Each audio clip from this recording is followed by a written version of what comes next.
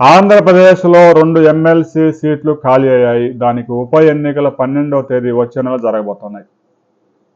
Already ఎవరైతే YCP నుంచి రాజీనామా చేసి ఇక్బాల్ అండ్ ఆ రామచంద్రయ్య రాజీనామా చేసి మరి ఆ రాజీనామా పత్రాలు వాళ్ళ మొఖాన్ని కట్టి టీడీపీలో జాయిన్ అయిపోయారు. ఆ రాజీనామాలని గబాలను ఆమోదించారు. ఉప ఎన్నికలు 12వ తేదీ జరగబోతున్నాయి. కాపు నేత వంగవీటి రాధాకి ఎమ్మెల్సీ పదవి దక్కబోతా ఉంది. ఇక పిఠాపురంలో పవన్ కళ్యాణ్ కోసం తన సీటును త్యాగం చేసిన వర్మకి ఎమ్మెల్సీ సీటు దక్కబోతా ఉంది అనే వార్తలు వెలువడుతూ ఉన్నాయి. రామచంద్రయ్యకి ఎవరైతే రాజీనామా చేసి వచ్చిన అనంతపురంకు చెందిన మాజీ ఐపీఎస్ అధికారికి రాబోయే ఖాళీల్లో వాళ్ళని భర్తీ చేసే అవకాశాలు ఉన్నాయని కూడా తెలుస్తోంది.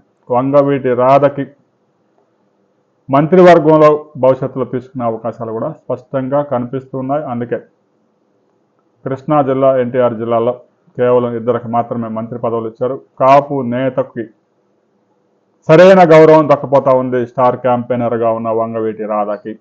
రాబోయే రోజుల్లో అనడంలో ఎలాంటి అతిశయోక్తి లేదు, అనుమానం లేదు. వీడియో నచ్చితే లైక్ చేయండి, షేర్ చేయండి, సబ్స్క్రైబ్ చేసుకోండి.